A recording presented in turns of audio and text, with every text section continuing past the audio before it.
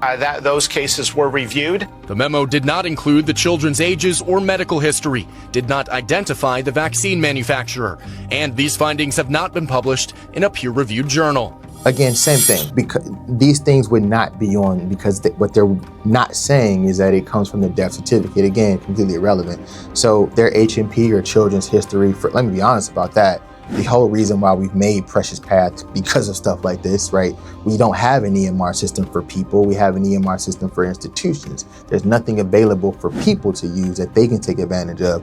The system that you use for your doctor's notes and things are only for the institutions to make money off of, there's nothing there for the people. So that's why we needed to make the EMR system that we did. But let's dig more into this story to figure out what's going on.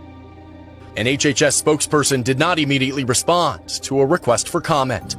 Experts maintain COVID vaccines are safe. Parents can be confident in the safety of the COVID-19 vaccines. But now, Dr. Prasad says the agency will change how it evaluates vaccines, including revising the annual flu vaccine framework.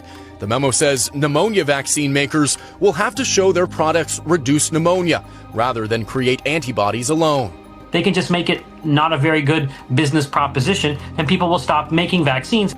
The American Academy of Pediatrics telling us tonight they are concerned that the newly proposed requirements could limit children's access to safe, proven vaccine. So here's the thing with vaccines, right?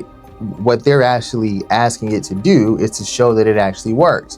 One of the things that, hate them or love them, RFK was saying, this stuff doesn't work. There's no actual evidence to say that it doesn't work.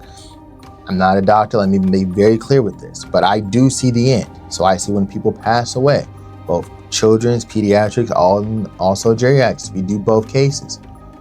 A lot of times it's like having insurance, right? You get this in the event that you do get this.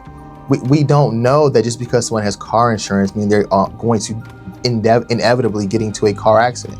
But in the event that they do, we believe that that insurance will have them covered. Very similar situation here. But most importantly, I want you guys to know, don't get caught up in a lot of the numbers that they're not willing to actually dig deep into the situation with you, right? For them to say, well, there's no H&P or there's no history involved, irrelevant, because we never have history. When someone passes away, you don't always have history. Someone could pass away at a hospital tomorrow. They can literally just put heart failure on that death certificate. So don't get caught up in the numbers. Also do your own research, learn about vaccines. If it's something that you want to do, we've been doing it for years. People have their own take on it, but you let me know what you think.